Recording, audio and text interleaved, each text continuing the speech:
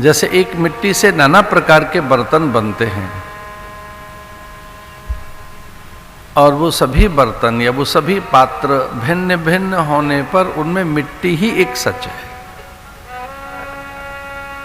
जैसे एक स्वर्ण से अनेक प्रकार के आभूषण बनते हैं, उन आभूषणों में कितनी भिन्नता है, उन आभूषणों में नानात्व है, विभिन्नता है, वैभिन्नता है, बहुरूपता है, अनेक रूपता है, विविधता है।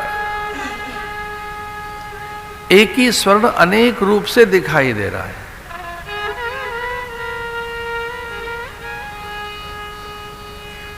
उसका रूप बदलते ही नाम भी बदल जाता है। तो जैसे एक स्वर्ण का रूप बदला तो नाम भी बदल गया उसका, कि वो नासिका का है, कि कर्ण में पहनने वाला वो कर्ण पुष्प है, केयूर है, कुंडल है, अथवा तो ताटंक है।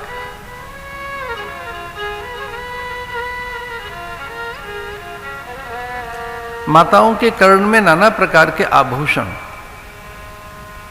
उनके आकार अलग हैं, नाम भी अलग हैं। एक बहुत बड़ा आभूषण जो पूरे कपोल को आच्छादित करते हुए माताओं को एक बड़ी आकार में, उसका संस्कृत में नाम है ताटंक, और थोड़ा सा और उससे छोटा है तो केयूर, और भी छोटा है तो कुंडल, और भी छोटा है तो बाली। अलग अलग अंचलों में उसके अलग अलग नाम हैं। नासिका में कुछ और आभूषण, हाथ में कुछ और है, कंठ में कुछ और है। बिल्कुल मस्तक पे रखे हुए आभूषण का कुछ और नाम है, पर है सोना।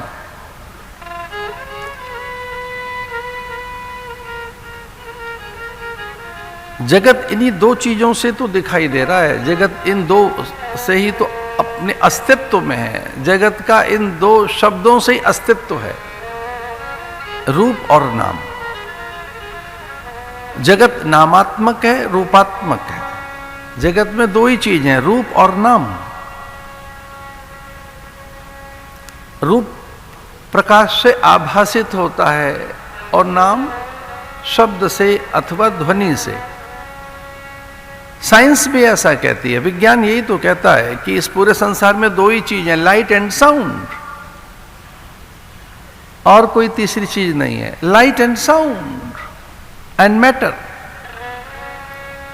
तो पूरा जो मैटर है माने सामग्री है, जो भौतिकीय पदार्थ हैं, ये सारे भौतिकीय पदार्थ शब्द से और रूप से जाने जाते हैं।